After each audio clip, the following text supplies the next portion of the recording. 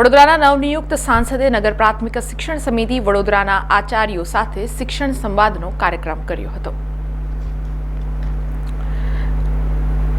નગર પ્રાથમિક શિક્ષણ સમિતિ વડોદરાના ભૂતપૂર્વ ઉપાધ્યક્ષ અને હાલના સાંસદ ડોક્ટર હિમાંગ જોશીએ શિક્ષણ સમિતિની શાળાઓના ઉત્થાન માટે કઈ દિશામાં કામ કરી શકાય તે ઉદ્દેશ્ય સાથે લક્ષ્મી વિલાસ પેલેસ ખાતે શિક્ષણ સંવાદ કાર્યક્રમનું આયોજન કર્યું હતું। આ કાર્યક્રમમાં શિક્ષણ સમિતિના અધ્યક્ષ મિનેશ પંડ્યા, શાસન અધિકારી શ્વેતા પારગી, શિક્ષણ સમિતિના તમામ સભ્યો, તમામ આચાર્યો, શૈક્ષણિક સંઘના આગેવાનો ઉપસ્થિત રહ્યા હતા।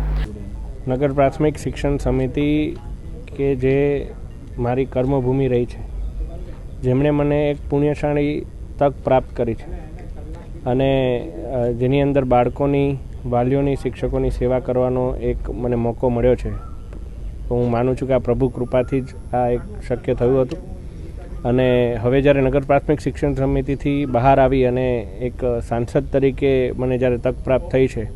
સમગ્ર ચૂંટણી દરમિયાન એવું હોય કે સરકારી કર્મચારીઓ સાથે આપણે એટલું મળી ના શકીએ, એમની સાથે વાત ના કરી શકીએ। ચૂંટણી પૂર્ણ થઈ, સંસદનું પણ સત્ર સમાપ્ત થયું, પરંતુ એક થયું કે સાંસદ તરીકેનું જે કાર્યકાળ શરૂ કરવાની સાથે સાથે ફરી એકવાર નગર પ્રાથમિક શિક્ષણ સમિતિના તમામ આચાર્યો સાથે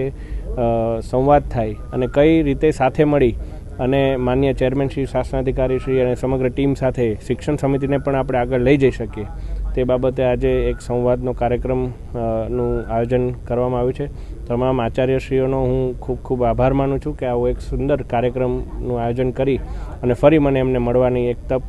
મને સાંપડી છે, તે બદલ હું નગર પ્રાથમિક શિક્ષણ સમિતિ પરિવારનો ખૂબ ખૂબ આભાર વ્યક્ત કરું છું।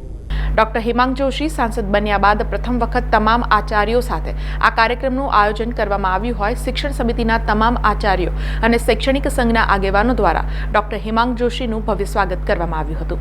નગર પ્રાથમિક શિક્ષણ સમિતિના પૂર્વ ઉપાધ્યક્ષ અને હાલના સાંસદ માન્ય ડૉક્ટર હિમાંગભાઈ જોશી દ્વારા ગોઠવવામાં આવેલો કાર્યક્રમ એસ્ટાટ આચાર્યો સાથે શિક્ષણ સાથેનો, આચાર્યો સાથેનો સંવાદનો એક કાર્યક્રમ રાખેલો છે। સાથે સાથે એમનો અભિવાદનનો બી કાર્યક્રમ રાખેલો છે। મને આનંદ થાય છે કે હાલના સાંસદ અને અમારા જે પૂર્વ અધ્યક્ષ છે એ હવે સાંસદ થયા પછી પણ શિક્ષણ સમિતિની કાયમ ચિંતા કરતા હોય છે અને શિક્ષકો જોડે સંવાદ કરીને શિક્ષણને કેવી રીતે આગળ વધવું જોઈએ એના માટેના પ્રયત્ન કરતા હોય છે।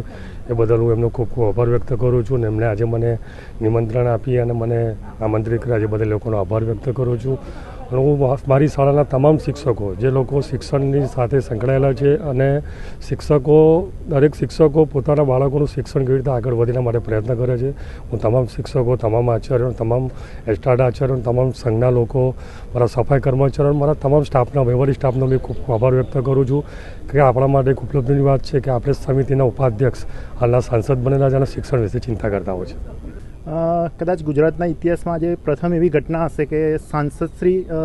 નગર પ્રાથમિક શિક્ષણ સમિતિના જે આચાર્યો છે એમની સાથે આજે સંવાદ કરી રહ્યા છે અને એનો મેઇન ઇન્ટેન્સ એ શિક્ષણમાં શું કરી શકાય। આમ તો એ જ્યારે અહીંયા કાર્યકારી અધ્યક્ષ અને ઉપાધ્યક્ષ તરીકે હતા ત્યારે એમને શિક્ષણમાં નગર પ્રાથમિક શિક્ષણ સમિતિની શાળાઓ કઈ રીતે વધુ સુસજ્જ બને એ અંતર્ગત CSR અંતર્ગત ખૂબ જ સારા એવા કાર્યો કર્યા હતા, પણ સરની હવે સાંસદ તરીકે છે તો સવિશેષ સરનો લાભ કઈ રીતે લઈ શકાય અને સવિશેષ લાભ જિલ્લાની સ્કૂલોને પણ કઈ રીતે આપી શકે એ અંતર્ગત આજે એક સંવાદનો કાર્યક્રમ સરના નેજા હેઠળ રાખેલો છે। આ કાર્યક્રમમાં સમિતિના માન્ય ચેરમેનશ્રી,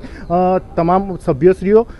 શિક્ષક સંઘના આગેવાન પિનાકીનભાઈ અને એમની સમગ્ર ટીમ અને સમિતિના સમગ્ર આચાર્યો આ કાર્યક્રમમાં આજે ઉપસ્થિત રહેવાના છે। સમાચારોના સતત અપડેટ માટે TNN ન્યૂઝને YouTube પર સબસ્ક્રાઇબ કરી બેલ આઇકોન પ્રેસ કરો અને અમારી સાથે જોડાયેલા રહો Facebook, Instagram અને Twitter ઉપર।